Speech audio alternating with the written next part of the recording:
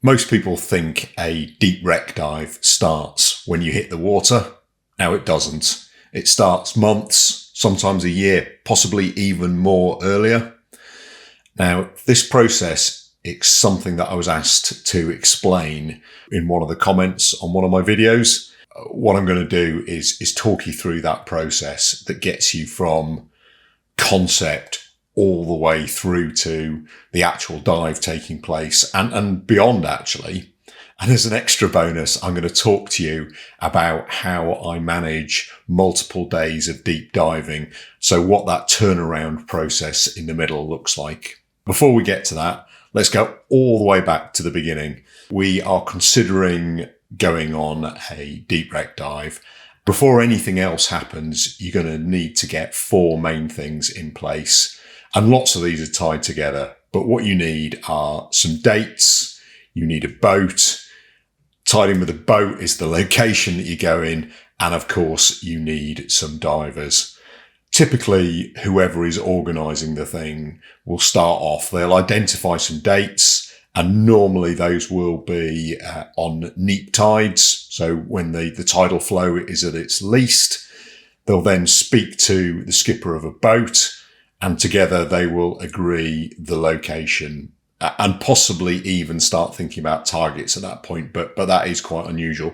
Once the dates, the boat and the location have been sorted out, the organiser will try and arrange to get some divers. 12 months is kind of what people often need in order to get their diaries aligned, because everyone's got families and work and all those sorts of things. And normally a deep dive is a fairly significant commitment. So people will need to travel and potentially accommodation and all that kind of stuff. 12-month point, there will be a boat, a location, some divers, and obviously those are all tied in with the dates. Those things will be arranged. And then typically nothing will happen for quite a long time. The next thing that will happen is probably about a month out, but it might be less, might be a bit more. Somebody will create a WhatsApp group, and the organizer normally will create the WhatsApp group. And that is the kind of key reminder to everyone almost that the thing is going to happen. So on the WhatsApp group will be the organizer, the divers, and sometimes the skipper, depending on how the trip is being run and those kind of things. And that is the moment that all the logistics will get sorted out. If accommodation's needed, if additional facilities such as compressors and those sorts of things are needed, that's kind of the point at which that will all get sort of put together. The other kind of key thing that will be identified at this point is probably the depth range that you're going to. Is it 120 meters? Is it 100? Is it 80? Because that depth decision will allow people to start thinking about their own personal arrangements for bailout cylinders, for dive gas, but also for the team stuff as well. Many people will know that on the dives that we do, we don't necessarily have enough gas to get us up from the dive. So there will be a requirement for a bailout system on the boat. Sometimes the boat will provide that. If we dive within deep out of Plymouth, they normally provide that. If I'm diving on something like Dark Star, then there's normally a way that gets organised. But sometimes people will need to contribute to that. So in the WhatsApp discussion, there'll be something like, I've got this cylinder.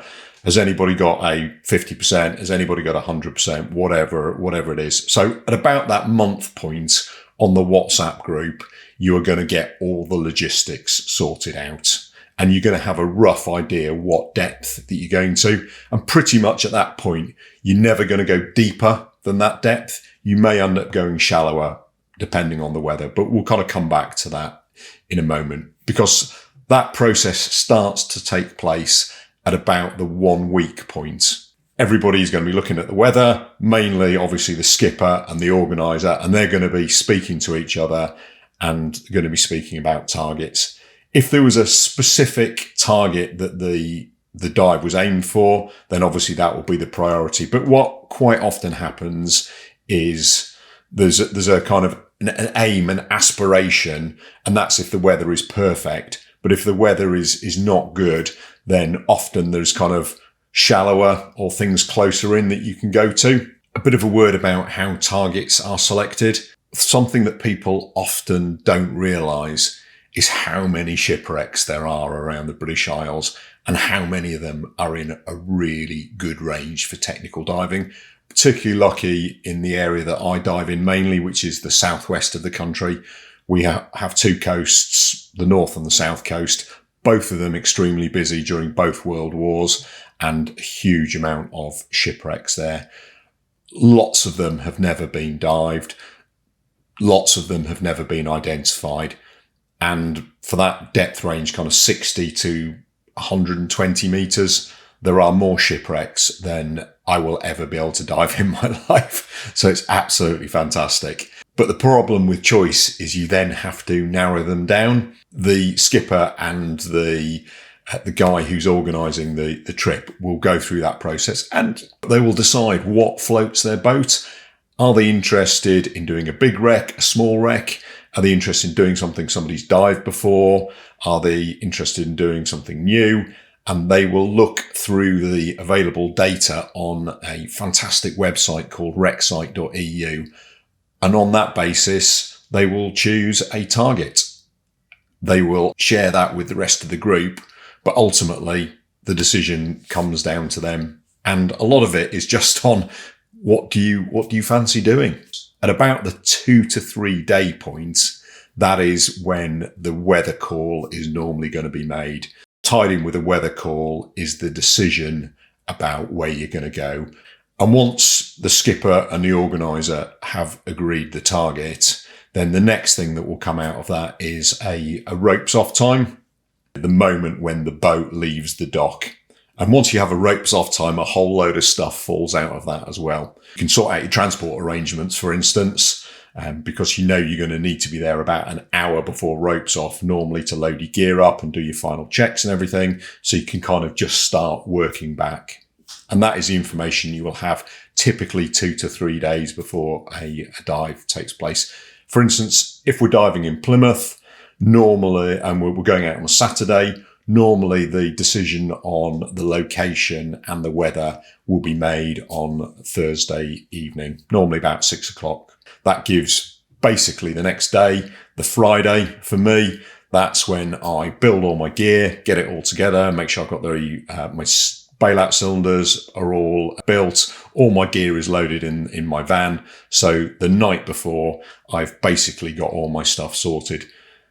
Typically, any trip that goes out a long way, you're going to be leaving relatively early in the morning and you're coming back relatively late at night, because the distances involved with these things just mean that there's no other way of doing it. Then that comes to the actual day of the dive itself. Whatever time you get up in the morning, get up, sort yourself out in terms of breakfast and all those kind of things.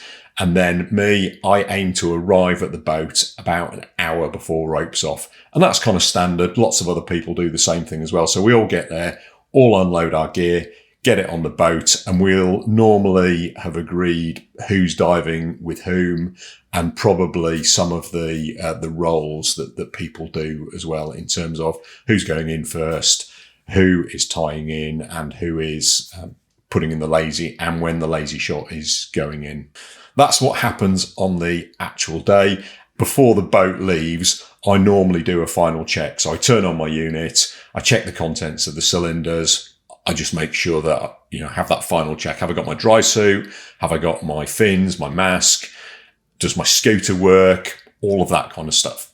So once all the gear is on the boat, the skipper will do a final check before ropes off, make sure he's got everybody. Everyone's got all their gear, and then off we will go. Typically, for most of the dives that we do, the journey out will be several hours. The aim will be to get us onto site about an hour before slack water. That hour is really quite useful because it allows the skipper to make sure that they can find the wreck. It gives a skipper time to get a shot line, which is a rope from the surface to the wreck onto it. And that's how we're going to descend down, and that's how we're going to get on the wreck.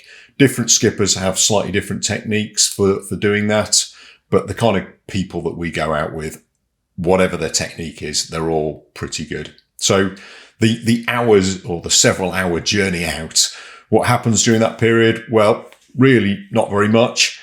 Typically, you've got a period of time till you lose your mobile phone signal, so people will be doing all the normal stuff on their phones. And then after that, lots of people will go to sleep, or people will just sit in the cabin and chat, and clearly will tell lots of stories, mainly diving stories or whatever. The great thing about arriving on site about an hour before you need to get in the water is that also means that people don't need to be getting into their undersuits, don't need to be getting into their dry suits until we're actually on the site, because getting changed while the boat is underway, it's doable, but it's a bit of a pain. It's not the nicest thing in the world. We will arrive on site. The engines will slow down. The skipper will go through the process of finding the wreck and getting a shot line onto it. Concurrently, while that is happening, the team on the boat will be getting into their undersuits first of all, then getting into their dry suits. It's also an opportunity to go to the toilet for the last time, and if you want to have maybe something to eat or something to drink. Then we're into the process of getting kitted up. A really important thing for us, because we dive in tidal waters, getting in on slack is super important. So what that means is that all the divers need to be ready at the same time for when the slack water occurs. We are going to be going in within a very short period of time. Typically, if you've got 10 divers on the boat, it will be 15 minutes from the first diver getting in the water to the last diver getting in the water. And in fact, often much quicker than that. We're on the site. The skipper has got the shot line on the wreck. Now, typically what will happen is 2 divers will go in, and their job is really twofold. The first thing is to check that the shot is on the wreck. And the second thing is, if it is, to tie in using a small piece of string that we call a waster. It's a waster because it's going to be wasted. It's going to be ripped when the skipper recovers the shot line. So they will go down, and all being well, they will put that in. Once the waster is in and the shot line is on the wreck, they will send up a small buoy called a pill. The pill will come up to the surface. It's made of something that doesn't crush and is buoyant. So it will come up to the surface. Everybody on the surface will be ready, and then we will all go in straight away after that. Now, if they get down there and the shot isn't on the wreck, essentially they've got 2 things to do. The first thing is to try and find the wreck, and normally they will do that using a distance line. They'll attach a distance line to the shot. They will do a search, either follow some drag marks upstream, or they will do the circular search and hopefully find the wreck. If they don't find the wreck, then they return to the shot line and they deploy a delayed SMB. And the delayed SMB is the sign to the skipper that the shot isn't on it. And then once they're clear, the skipper would normally recover the shot. And then there is a really important decision about what happens, whether you try and reshot it or whether you bought the dive. Now, I'm really pleased to say the skippers we work with are very, very good. So it's extremely unusual for us to miss a wreck. So once the pillars come up, the next thing that is going to happen is all the rest of the divers get in. And once again, they will go in pairs. The first pair normally goes in with the lazy shot system. They will take it with them. They will clip it on the main shot line. They will take it down to the shot line at whatever depth it's set for, which is normally on a 100-meter dive would normally be about 40 or 45 meters. They will have a rustic loop. They will attach that to the shot line, and then they will put the lazy shot onto that. And the lazy shot system is then ready to go. The first pair will already have left their tags on the lazy shot. The second pair will have their tags on the lazy shot, and then they will go down to the bottom. The second pair will have their tags on the lazy shot, and then they will descend on down to the bottom. At the bottom, the first pair will have left their strobes. The second pair will then leave their strobes, and they will go off and do the dive. Other divers, as they come down, will attach their tags to the lazy shot. They will attach their strobes at the bottom, and then they will go off and do their dive.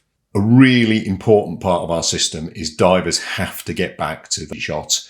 If the visibility is poor when they get down there, then people may use a distance line and reel off and then reel back.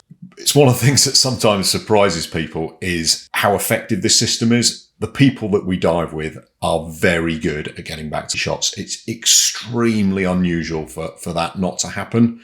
Once divers come back to the shot, in turn, they will take their strobe off the bottom and they will ascend up to the lazy shot, unclip their tag, they'll take it away, and then they will go up the lazy shot and they will start doing their decompression.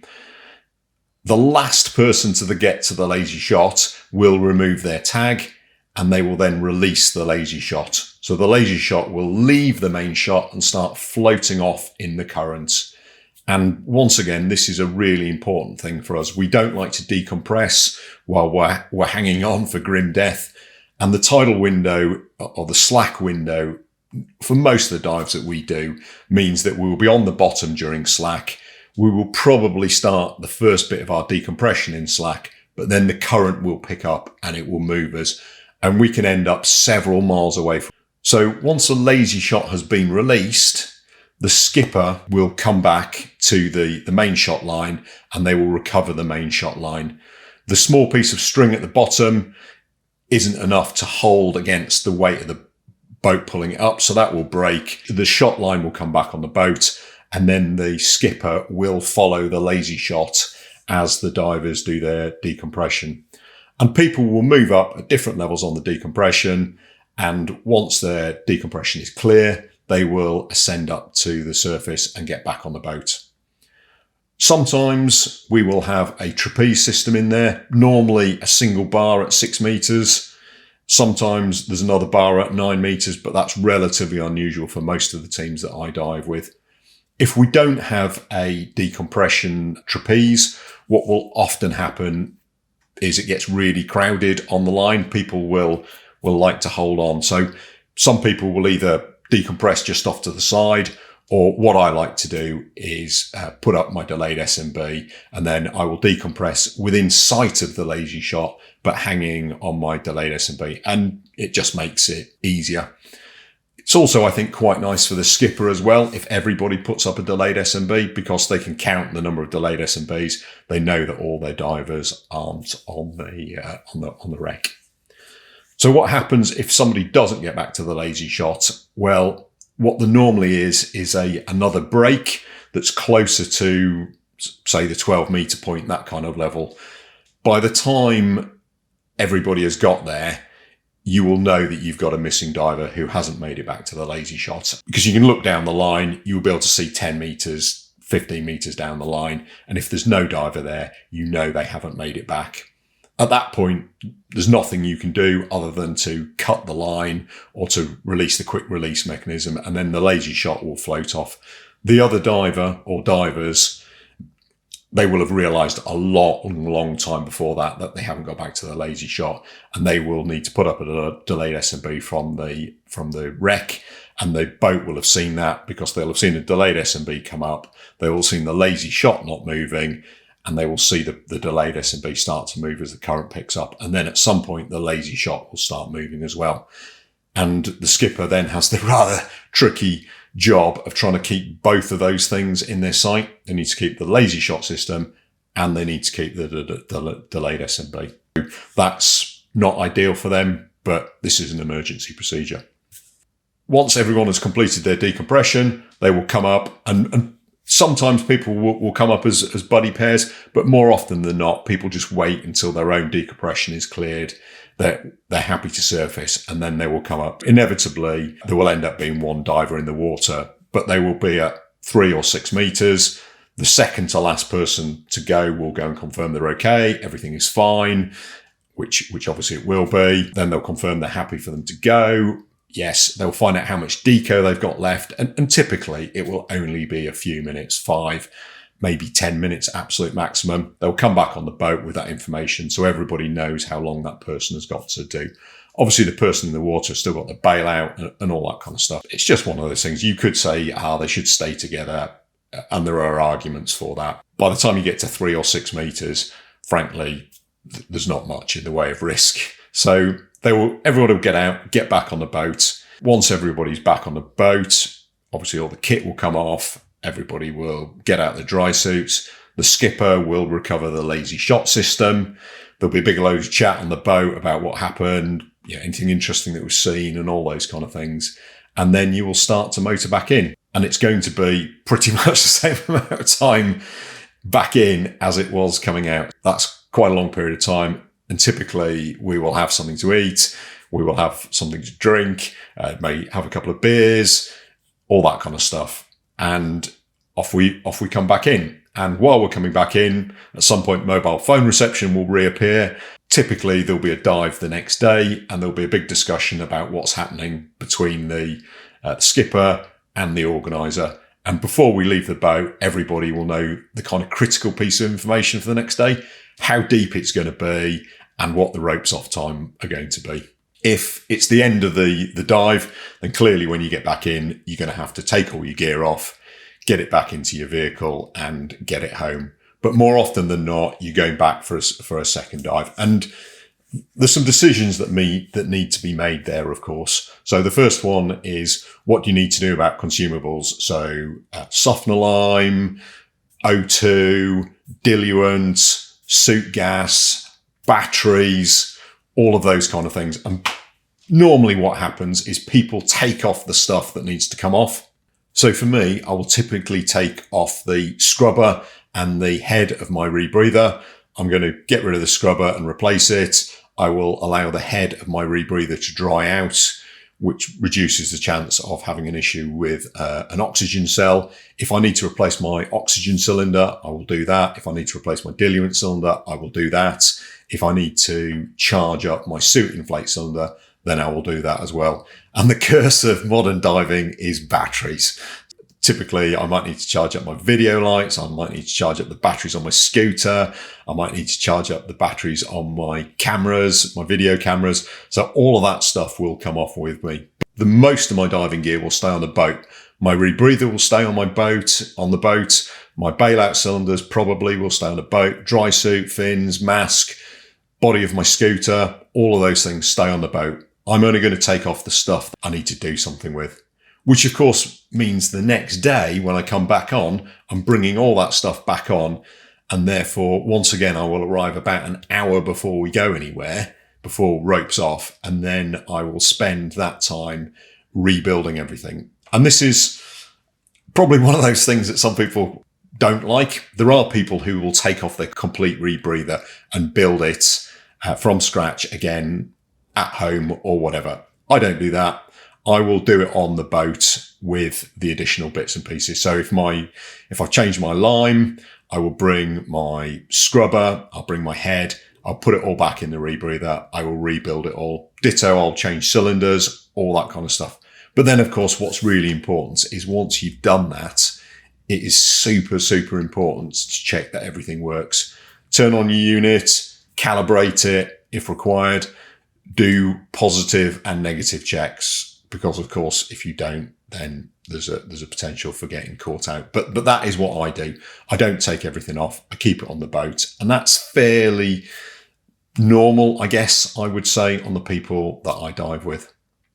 So that's how I turn around the gear for the next day.